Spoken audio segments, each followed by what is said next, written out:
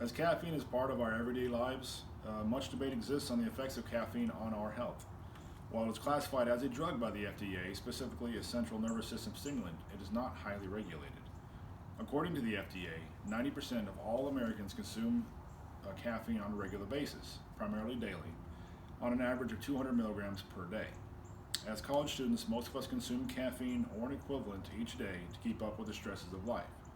So work full time for many of us, school full time, and demands that family and friends have on us. We consume in order to maintain a sense of equilibrium and to get through the stresses and the tasks that we are stressed with.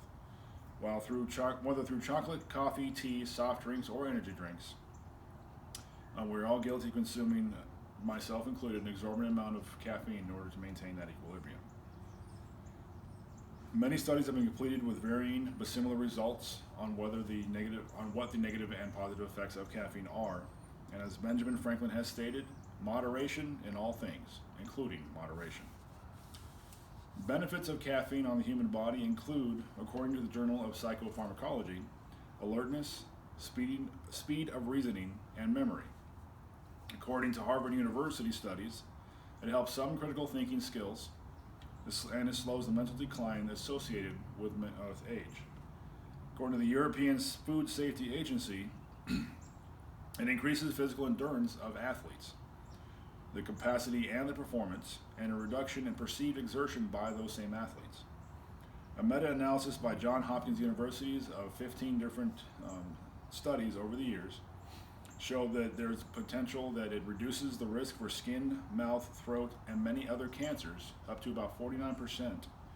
Kidney stones, reduces cataracts, and staves off type 2 diabetes. It doesn't contribute to weight loss, which has been documented significantly through studies. Because it acts as an appetite suppressant and it stimulates thermogenesis, where the body generates more heat and energy from digested foods. And it is found in almost every fat-burning supplement as a result of these findings.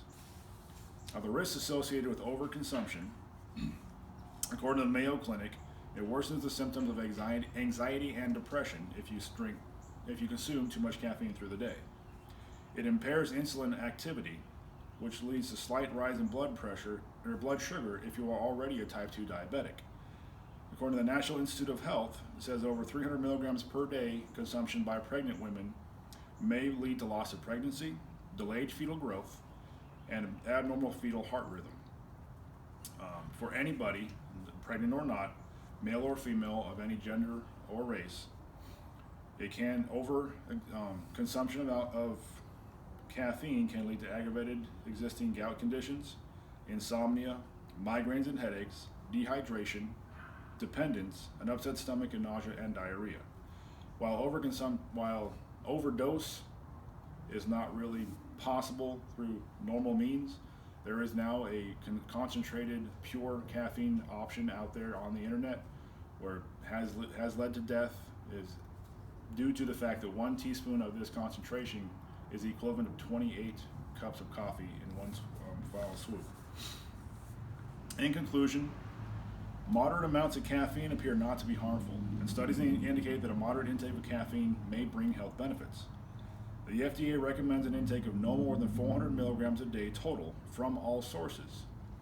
The impact of caffeine is determined by the individual's gender, size, genetic sensitivity, and any medications that they may be on. And while overdose is unlikely, as stated before, in concentrated amounts and in concentrated forms, caffeine can be deadly.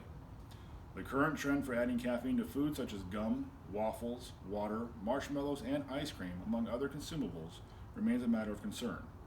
These trends tend to increase the overall intake to unhealthy levels for any adult if care is not exercised in the amount that is actually intake.